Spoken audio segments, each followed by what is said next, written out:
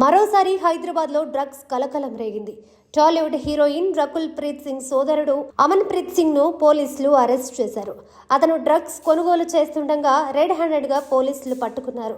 అతనితో పాటు డ్రగ్స్ కొనుగోలు చేస్తున్న మరో 6గురిని 5గురు నైజీరియన్లను పోలీసులు అదుపులోకి తీసుకున్నారు.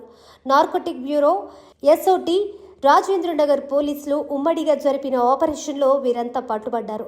డ్రగ్స్ కొనుగోలు చేస్తూ పట్టుబడ్డ వారిలో 4 వ్యాపార రంగానికి చెందిన వారు కాగా 2 సినీ రంగానికి చెందిన వారిగా గుర్తించారు. ఈ ఆపరేషన్లో 200 గ్రాముల కొకైన్ను స్వాధీనం చేసుకున్నారు. దీని విలువ కోట్లల్లో ఉంటుందని అంచనా. గోవా, బెంగళూరు వంటి ప్రాంతాల నుంచి డ్రగ్స్ను హైదరాబాద్ తరలించి ఇక్కడ కొందరు ప్రముఖులకు సరఫరా చేస్తున్నారని తెలిసింది.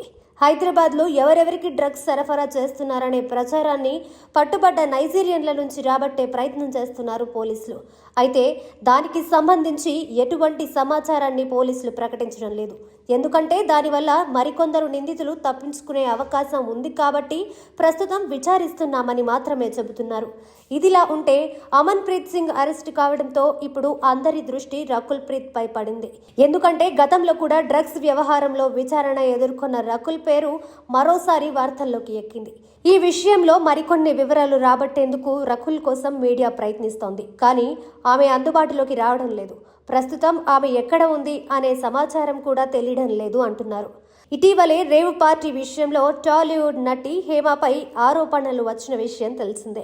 ఎన్నో ట్విస్ట్ల తర్వాత హేమ అరెస్ట్ కావడం, ఆ తర్వాత బెయిల్పై విడుదలవ్వడం కూడా జరిగిపోయింది. ఇప్పుడు కొత్తగా వెలుగులోకి వచ్చిన ఈ డ్రగ్స్ వ్యవహారం ఎన్ని మలుపులు తిరుగుతుందో, చివరికి ఏమవుతుందో చూడాలి.